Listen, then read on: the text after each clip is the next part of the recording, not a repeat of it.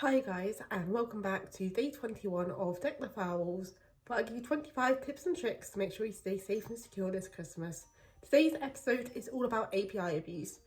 Now, API is a hack where you don't actually interact with it. First of all, we'll need to understand what an API is. Well, I say think of an API like a waiter. Like when you're ordering in a restaurant, you don't actually go into the restaurant and get your food. What you do is you go to the waiter and you request your food and they'll go in the kitchen and bring it back to you. An API is kind of like that. What is API abuse? Well, basically it's thinking of a waitress situation again. It's basically like when a waiter comes back for your food and goes, here's everyone's food. In the sense of API, it's when it comes back with everyone's information instead of just yours and what you're requesting. A real life example would be your Christmas shopping and you put in your personal details. The API isn't actually properly protected and hackers can exploit that.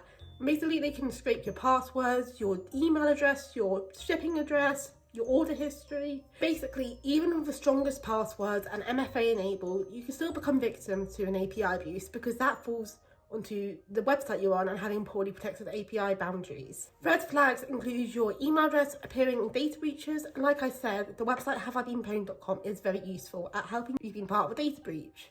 Additionally, it might show password resets and things that you don't recognise. But how can we prevent API abuse? Well, first of all, we need to give apps the bare minimum.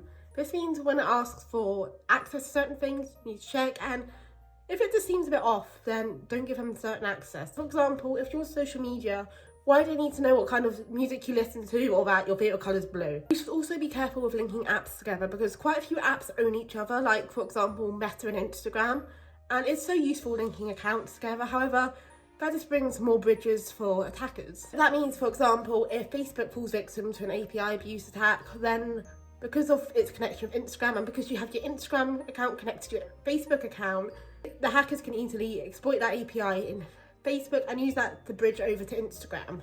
Additionally, if you do not use a certain app anymore, you should just delete it and not just deactivate it. What you should do is delete it completely so then it's off the record and it can't be accessed again. Additionally, if you do not use a certain app anymore, you should just delete it and not just deactivate it. What you should do is delete it completely so then it's off the record and it can't be accessed again. This means it's completely wiped from their databases and it can't be victim to API abuse. But anyway, that is it for day 21 of Deck the Firewalls. I hope you enjoyed this episode and I hope you have a safe and secure Christmas.